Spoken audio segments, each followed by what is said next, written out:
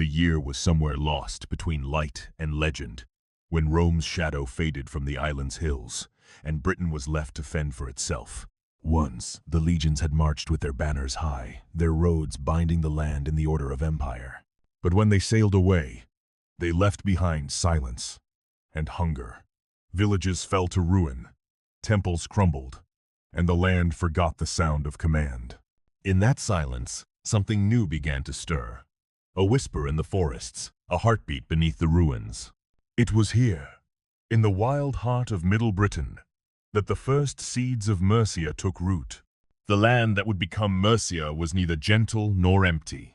It was a world of rivers and thickets, of deep woods and mist-filled valleys. The Trent, the Severn, the Avon, ancient arteries flowing through a reborn wilderness. Along these waterways, scattered groups of settlers began to appear.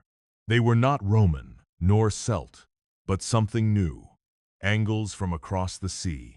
Their speech was strange, their customs older than the cross, their chieftains fierce and hungry for land.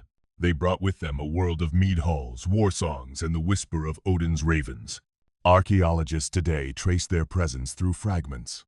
A spearhead buried beside a cremation urn, the curved edge of a brooch glinting in the soil, a wooden hall raised over the bones of an older people. Each artifact speaks of a people building from nothing, drawing strength from the land itself. In the region the Romans once called Midlands, new power was coalescing not in marble or stone, but in kinship and courage. They called their land Merse, the border people. Between the Celts of the west and the Saxons of the east, they stood on the frontier of everything. The earliest Mercian lords were men whose names echo faintly from legend. Creota, the first remembered ruler, is said to have united scattered clans beneath his banner sometime in the 6th century. His realm was not a kingdom in the sense we understand: no palace, no capital, no coin. Instead, it was a living network of loyalty and blood.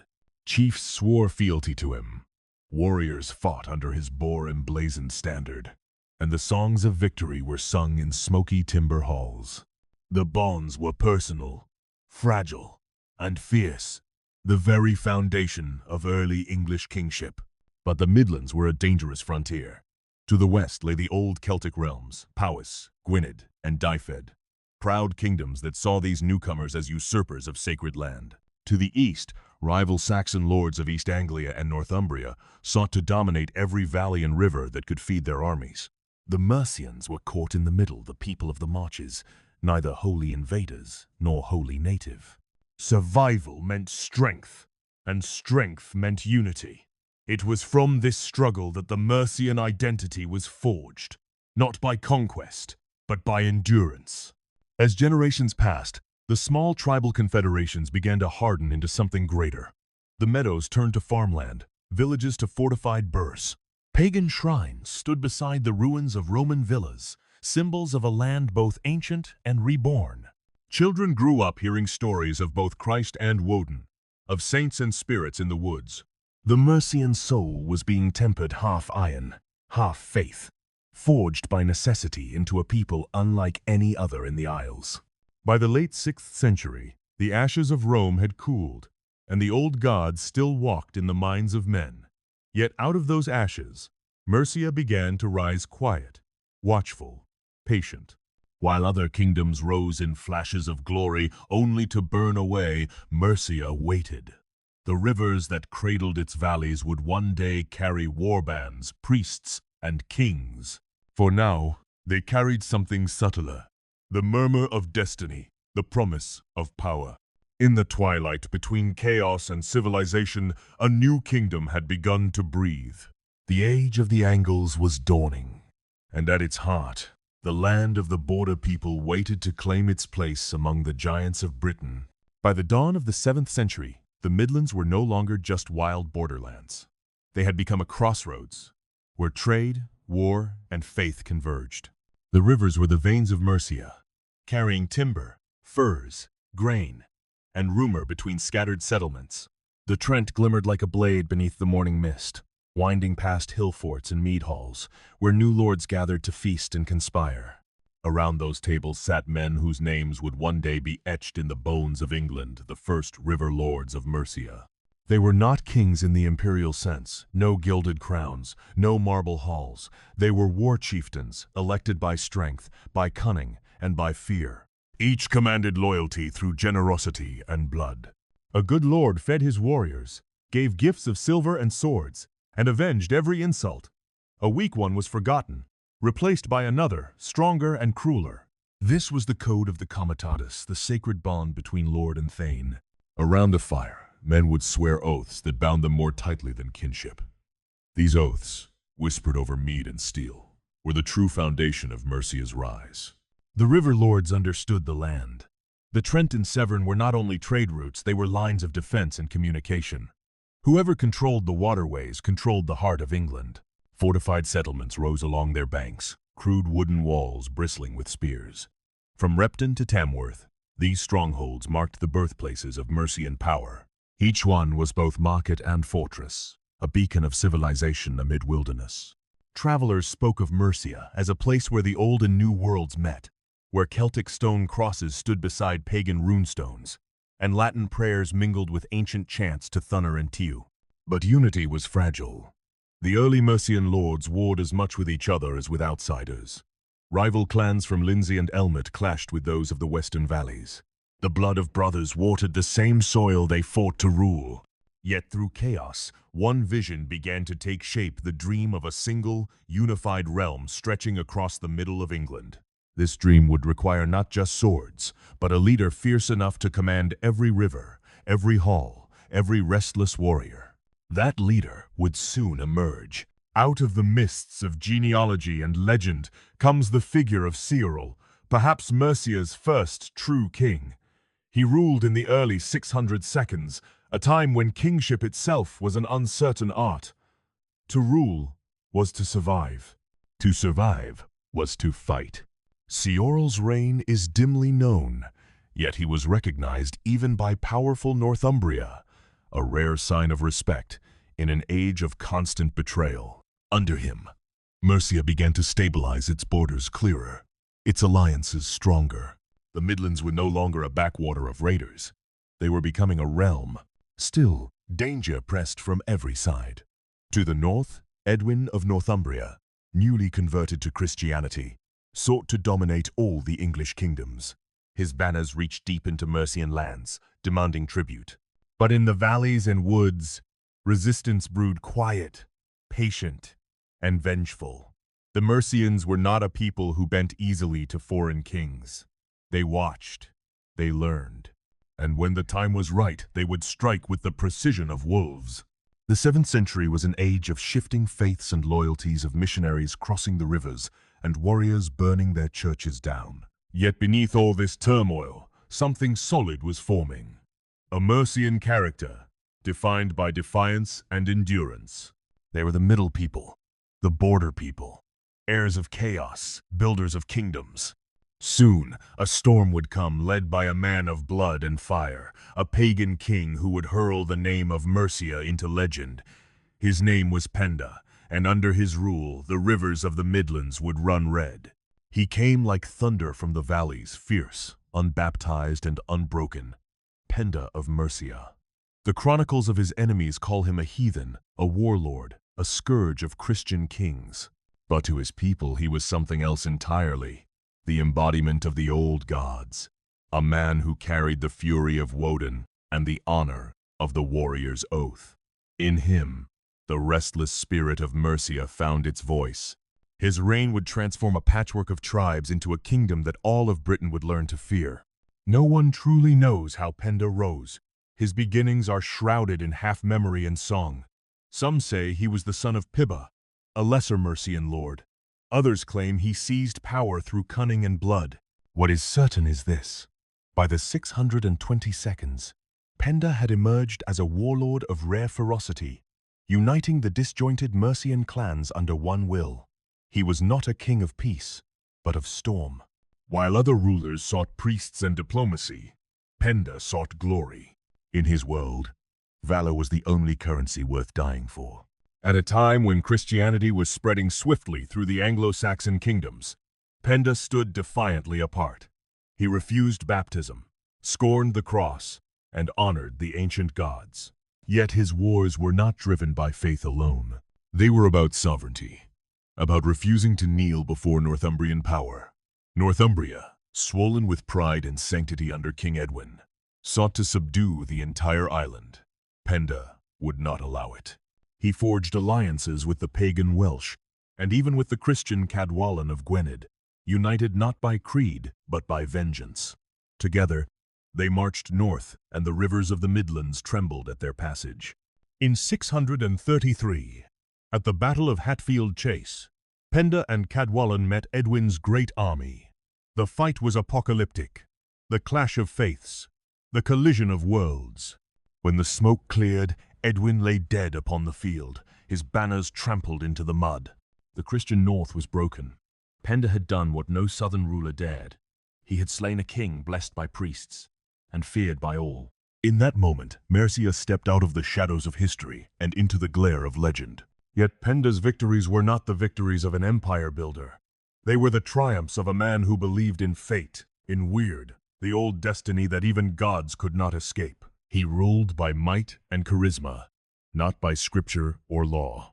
His court at Tamworth pulsed with energy poets, warriors, and wandering seers. Gold and blood were its twin currencies. His generosity was as famous as his wrath. To serve Penda was to live close to glory, and closer still to death. But in his defiance, Penda awakened enemies he could never truly tame. The Christian kingdoms, Northumbria, East Anglia, and Wessex, began to see him not just as a rival, but as an obstacle to divine order. Missionaries called him the last great pagan. Kings called him a barbarian. Yet he continued to win, crushing the East Anglians and slaying their pious king Sigibert, ravaging the lands of Wessex and striking north again and again. Even Christian chroniclers, writing decades later, could not hide their reluctant awe. One of them admitted, "Though he knew not God, he lived not without virtue." For over 2 decades, Penda stood unbroken, the last storm king of the old faith. But storms burned themselves out. In 655, at the Battle of the Winwade, Penda faced his final reckoning. Against him stood Oswiu of Northumbria, a man of the new religion. The battle raged in torrential rain, a deluge that turned fields into swamps and rivers into death traps. Penda's army, vast and proud, was swallowed by the flood. The pagan king was cut down, his body lost to the water. The old gods went with him. When word spread that Penda was dead, a silence fell over the Midlands. His death marked more than the fall of a man, it marked the end of an age. Yet in that ending, something greater began. The kingdom he had welded through fear and fire would not vanish. It would evolve.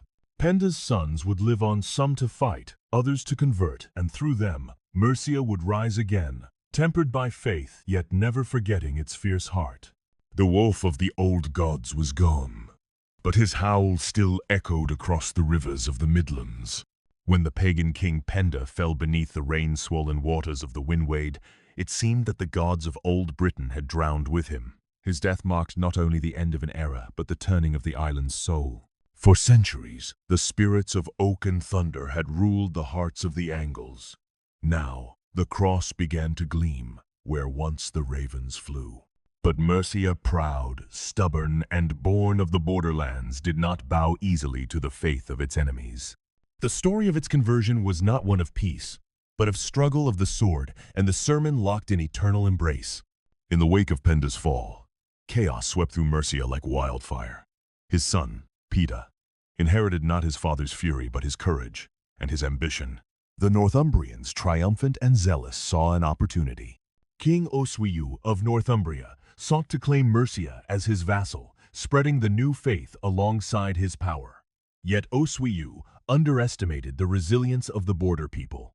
Penda may have accepted baptism, marrying Oswiu's daughter, Æthelflæd, and taking the Christian name as the price of alliance, but in his heart, he remained Mercian. The cross was a political banner as much as a holy one. Under Penda's rule, Christianity crept through the valleys and river settlements, carried not by soldiers but by missionaries from Lindisfarne and Iona. They came with soft words and open hands, monks in rough cloaks, who spoke of peace to a people born of war. Their message was radical. that mercy could be greater than vengeance, and that loyalty to one god could unite tribes long divided. In Repton, one of the earliest Mercian Christian centers, a wooden church was raised beside the pagan burial grounds. The dead slept beneath both rune and cross symbols of an uneasy coexistence between two worlds. But peace was fragile. Within a few years, Penda was murdered, some say by his Northumbrian wife, others by his own kin. His death reopened the wound between north and south. The Mercians rebelled under Wulfhere, another son of Penda, who rose from exile to reclaim his father's throne. Yet this time, the sword of Mercia was wielded in the name of Christ. Wulfhere was baptized the first Christian king of Mercia, and with him began the strange fusion that would define the kingdom's future. Pagan blood, bound by Christian faith. Wulfhere's reign was bold and turbulent. He sought not to destroy the old Mercian spirit, but to sanctify it. His armies marched deep into southern England, bringing the cross to Sussex and the Isle of Wight by fire and conquest. Even as priests blessed his banners, his warriors still offered quiet libations to the old gods before battle. To them, the Christian god was simply another great power, a lord of heaven, perhaps fiercer than Odin himself. The transformation of Mercia was not a sudden conversion, but a long and uneasy truce between belief and tradition. In this duality, Mercia found strength. Wulfhere's building of churches and monasteries did not weaken his throne, it legitimized it. The monks chronicled his deeds. The priests anointed his authority. The same hand that raised the sword now raised the chalice. The Midlands became a center of missionary zeal, sending preachers into pagan regions while still harboring the memory of the old ways. Mercia was no longer just a realm of warriors. It was becoming the soul of a new English faith. But as faith spread, so did ambition. The sons of Penda were not content with salvation alone. They sought dominion. Wulfhere's wars drained the kingdom, and when he died in 675, his brother Æthelred took the throne, a ruler of both piety and patience. He sponsored abbeys, forgave enemies, and even made peace with Northumbria. Yet beneath the quiet surface, the iron heart of Mercia still beat. Every treaty, every prayer, was also a move in a grander game, the game of supremacy over all the English lands. In the twilight of the 7th century, Mercia stood transformed. No longer the pagan scourge of Britain, it was now a Christian kingdom, but one that remembered too well the taste of conquest. The cross had been lifted high, but behind it still glimmered the shadow of the sword. Out of that tension between faith and fury, redemption and rule, a new generation of kings would rise. And from them would emerge one man who would turn Mercia from a kingdom into an empire. His name would be Offa, and under him, the heart of England would beat louder than ever before. The dawn of the 8th century rose over a transformed land. The rivers that once carried raiders now bore traders, pilgrims, and the whispers of kings. In the halls of Tamworth and Repton, Mercia's banners hung proud, a golden cross gleaming beside the boar of the old gods. The age of Penda's warlords had given way to something larger, something sharper. Mercia was no longer a frontier. It was a throne. And upon that throne would soon sit Offa, a king whose shadow would stretch from the Welsh hills to the halls of Charlemagne himself. Offa did not inherit peace, he seized it. He came from the Æthelflæd, the royal line descended from Penda's blood.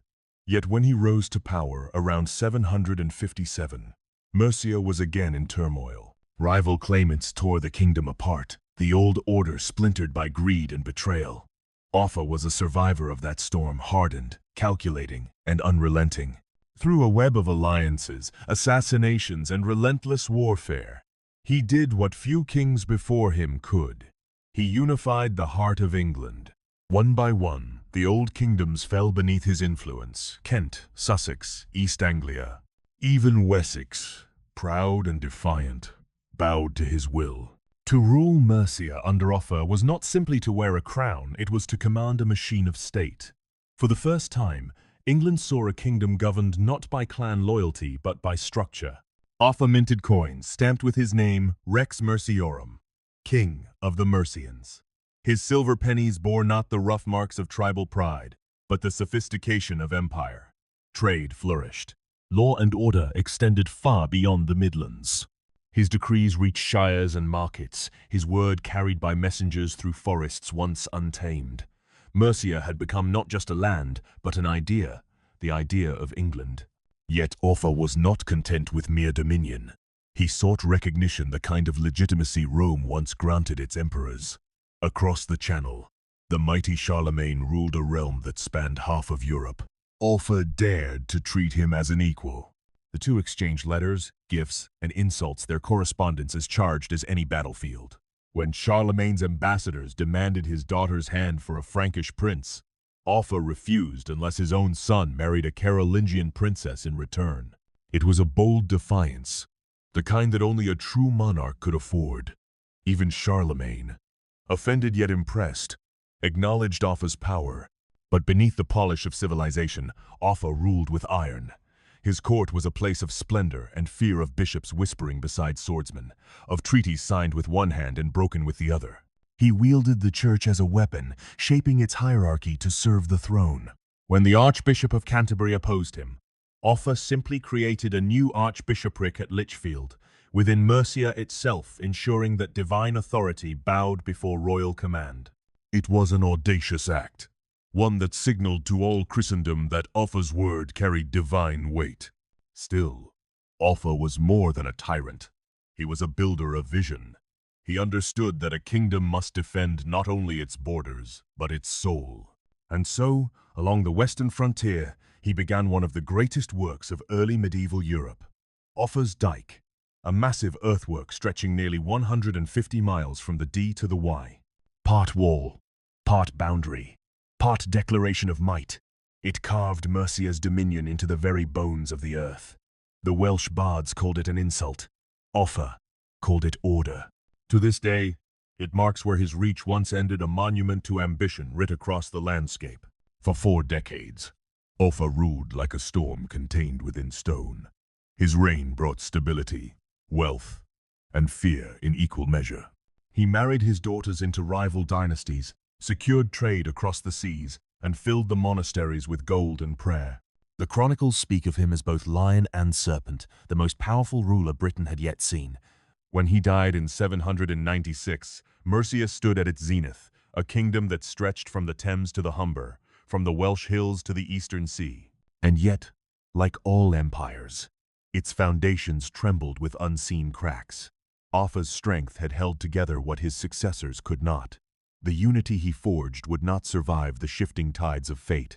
The Dyke, his great wall, would stand, but behind it, the pulse of Mercia would begin to falter. For the story of kingdoms is not written in conquest alone, it is written in the silence that follows. It begins as a ridge in the mist, a long, silent scar, carved into the green body of Britain. Offa's Dyke. To the west, the Welsh hills roll like waves beneath the clouds.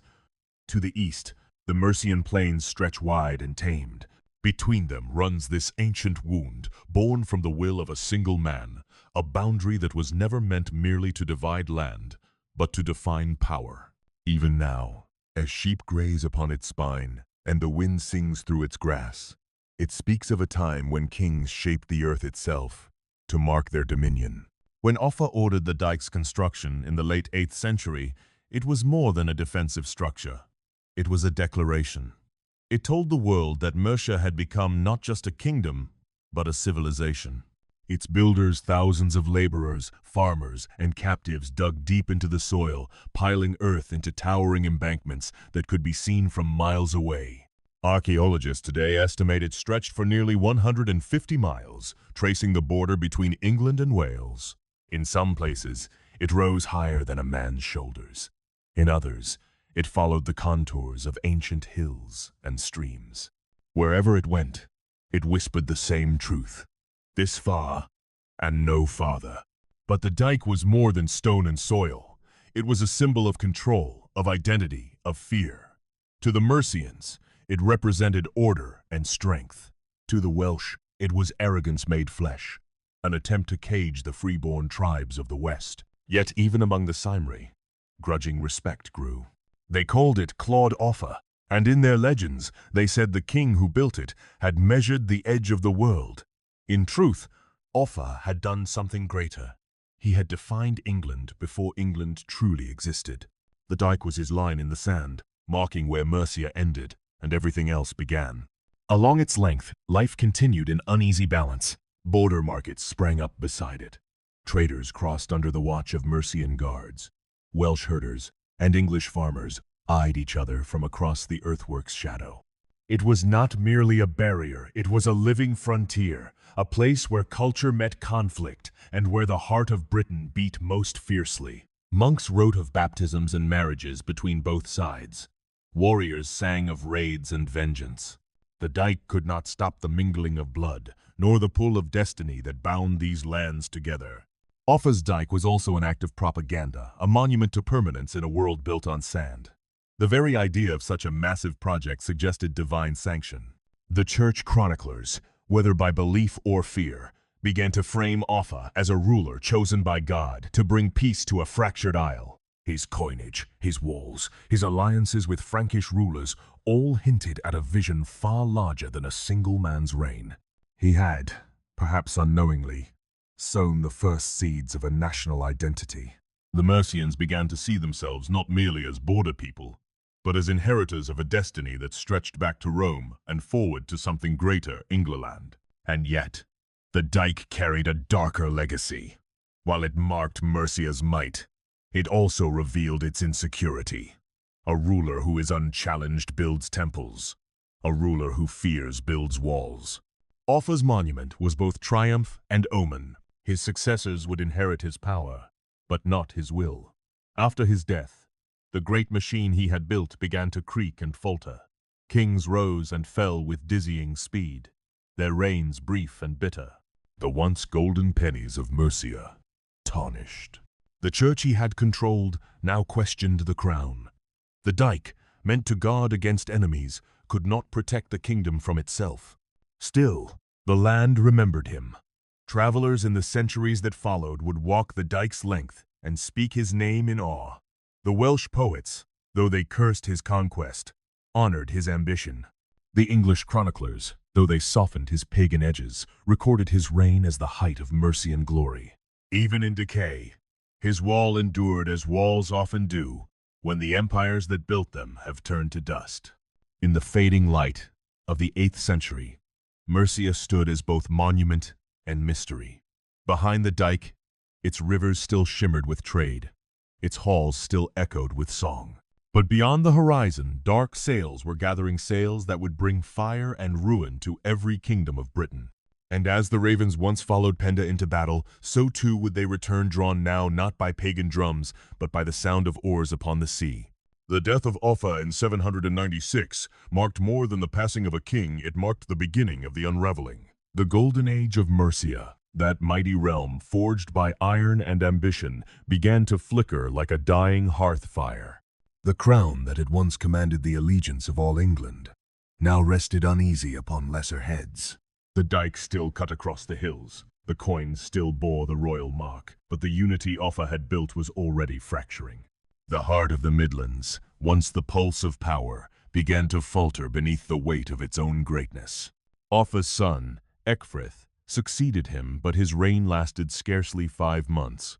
His sudden death, perhaps by sickness, perhaps by conspiracy, left the throne vacant and vulnerable. The nobles, once bound by Offa's fearsome will, turned upon one another. Power drifted like fog between rival claimants. Into this confusion stepped Cenwulf, a distant kinsman, who clawed his way to kingship. His rule, though strong in appearance, was marked by a growing sense of decay, not of spirit, but of certainty. The Mercian crown still glittered, but its luster no longer blinded its rivals. For a time, Cenwulf tried to restore what Offa had built. He ruled from Tamworth and later from Winchcombe, maintaining Mercia's dominance through careful diplomacy and occasional brutality. His armies raided Kent and subdued East Anglia. His bishops still held influence across the land. Yet, the tide had turned. Wessex, under the rising star of Egbert, began to challenge Mercian supremacy. In the south, new alliances bloomed. The age of Mercian overlordship, the Bretwalda, the wide ruler of the English, was coming to an end. The crown of the Midlands, once the center of gravity for an island, was slowly slipping away. And then came the storm from the sea. The Vikings, silent, watchful, merciless, descended upon Britain's coasts like a plague from another world. In 793, the first shock struck Lindisfarne, the holy island of the north. The monks there wrote of a great terror appearing in the sky, fiery dragons, blood-red omens. Soon, the terror spread southward. They came not as traders but as predators, their longships slicing through the rivers that had once fed Mercia's rise. The very arteries of the kingdom became its wounds. No wall, not even Offa's Dyke, could hold them back. Cenwulf's successors faced an enemy unlike any before, one that could not be bargained with, bought off, or converted. The Mercians, once masters of the marches, were now defenders of the dying old world. Towns were burned, abbeys pillaged, the land itself scarred. Yet even amid ruin, sparks of defiance remained. Mercia's warriors, hardened by centuries of border wars, fought with grim resolve. But the unity that had once made them unstoppable was gone. Each defeat pushed them closer to the inevitable subservience. By the mid-9th century, Beornwulf, then Ludeca, then Wiglaf rose and fell upon the fragile throne, each struggling to hold together the crumbling realm. The chronicles grow thin here, their voices quieter, their details fading into the shadows of history. The power that once shaped the destinies of kings now whispered from the ruins of halls where lords once feasted. The Midlands had become a battlefield, not of expansion, but of survival. And yet, even as Mercia's political crown waned, its spiritual light began to burn anew. Monasteries rebuilt after raids became centers of learning and art. The abbey at Repton, where Penda's bones were said to rest, became a site of devotion. The church, once a tool of royal power, now became the keeper of memory, preserving what the sword had lost. It was as if Mercia, in its decline, was planting seeds for a different kind of kingdom, one that would live not through conquest, but through culture and faith. By the late 9th century, Mercia was no longer the unchallenged heart of Britain. Wessex had risen, and its kings, most notably Alfred the Great, would claim the mantle of unity once held by Offa. But Alfred's vision of England was built on the foundations Mercia had laid. The laws, the roads, the faith, the very sense that a single land could be bound by one destiny. Mercia, though humbled, was not erased. Its blood flowed through the veins of England's kings, its spirit in their ambition, its memory in their crowns. The wolf had become quiet, but it still watched from the forests, waiting. For in the twilight of its power, Mercia's story was not ending. It was transforming. The dawn of the 10th century found Mercia no longer the roaring beast it once was, but a proud old wolf limping through the ashes of its empire. Yet even the dying wolf still has fangs. The land that had once commanded kings still held a fierce heart, one that would beat again before the end. The Mercian people, tempered by centuries of struggle, refused to vanish quietly into history's fog. Their story was not yet finished. It was only changing its form. The last great revival of Mercia began under Æthelred, known as the Lord of the Mercians, not a king, but a ruler nonetheless. He married Æthelflæd, daughter of Alfred the Great, forging an alliance between Mercia and Wessex that would shape the fate of all England. Together, they stood against the darkness that had fallen upon the land, the Danish armies that had carved up the island into shards of fear and fire. The Vikings held Northumbria and East Anglia, their longships choking the rivers, their banners of the Raven fluttering over towns once bound to Mercia's rule. But in the heart of the Midlands, resistance stirred again. Æthelred was a commander of discipline and resolve, but it was Æthelflæd, the Lady of the Mercians, who became the soul of this final age. When her husband fell ill and later died, she did not yield. Instead, she took up his mantle, an act almost unthinkable in that age, and ruled Mercia in her own right. The chronicles call her Mercna Heleftig, the Lady of the Mercians. And the people, remembering the ancient ferocity of Penda and the cold brilliance of Offa, followed her. Under Æthelflæd, Mercia rose one last time, She built fortresses, burhs across the Midlands: Tamworth, Warwick, Stafford, Chester, Shrewsbury, and more. Each became a spark of defiance against the Viking tide. Her strategy was meticulous, her courage legendary. When Leicester fell to her armies, even the Danes of York sought peace. The old wolf of Mercia, guided by the hand of a queen, had bared its teeth once more. The land that had nearly been forgotten was suddenly feared again. But time is merciless, even to legends. Æthelflæd's reign was brief. She died in 918, in the city she had made her capital, Tamworth. Her passing marked the final breath of Mercian independence. Her daughter, Ælfwine, briefly succeeded her, but the balance of power had shifted irreversibly toward Wessex. King Edward the Elder, her uncle, absorbed Mercia into a single realm, the first real step toward what would soon be called England. Yet in this absorption, Mercia was not destroyed, it was fulfilled. Its laws, its shires, its sense of ordered governance became the very skeleton of England's future. The Mercian dialect evolved into the language of administration.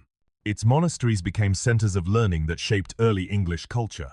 Even the old royal line found its reflection in the new, for the kings of England were, in a way, heirs of both Alfred and Offa. The wolf's body lay still, but its spirit had entered the bones of the new kingdom. Centuries would pass. Norman banners would rise. The towers of Tamworth would crumble. But beneath the soil of the Midlands, in every church carved from Saxon stone, in every winding river that once marked its borders, the pulse of Mercia still beats faintly. The whisper of its name carries through history, not as a memory of defeat, but as a testament to endurance. For Mercia was more than a kingdom. It was a crucible.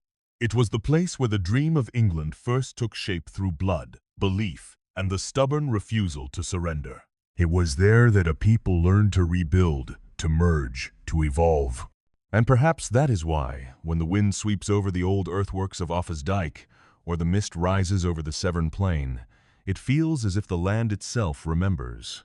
The ghosts of kings and queens, of warriors and saints, still linger there in the hush between heartbeats, in the silence before dawn. Because the past is never truly gone. It's waiting to be reborn.